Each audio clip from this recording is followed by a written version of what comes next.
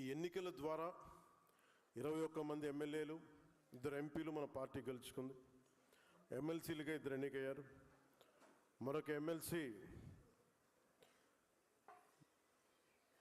మన సిద్ధాంతాలు విధానాలు నచ్చి రావడానికి పార్టీలో ఉన్నారు. మన ఎమ్మెల్యేలో ఉప ముఖ్యమంత్రి, 2 మంత్రి పదవులు, 3 విప్ పదవులు దక్కి ఉన్నాయి.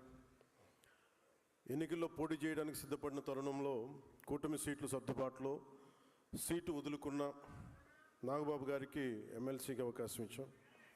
అలాగే పార్టీ కోసం నిత్యం నిప్పుడు నిలబడి చాలామందికి ఆయన మెత్తకదనం, ఆయన మెత్తనదనం ఒక సాఫ్ట్ టార్గెట్గా అయిపోయిన హరిప్రసాద్ గారికి ఎమ్మెల్సీ పదవి విప్ బాధ్యతలు అందించాం. పార్టీ కోసం ముందు వరుసలో నిలిచి బలంగా పనిచేసిన నాయకుల్ని, కార్పొరేషన్ చైర్మన్ని నియమించాం. జిల్లా, నియోజకవర్గ, రాష్ట్ర స్థాయిలో పార్టీ కోసం నిలిచారు.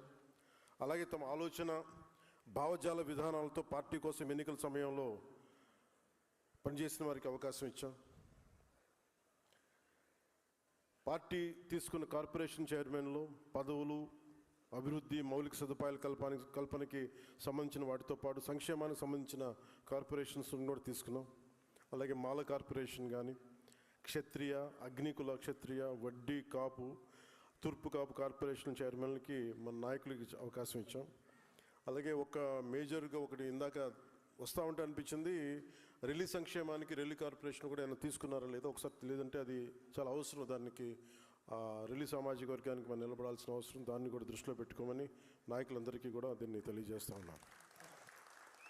అలాగే సామాజిక సంక్షేమం కోసం కృషి చేయాలి, కళల్ని ప్రోత్సహించే దిశగా ఉన్న అకాడమీ బాధ్యతలు మన పార్టీ నాయకులకు దక్కే.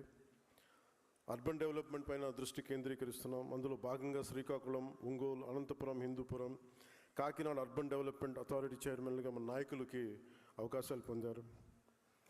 ఉదాహరణకి అంటే ఇవన్నీ ఎలా ఇచ్చాం పదవులు, ఇవన్నీ అంటానికి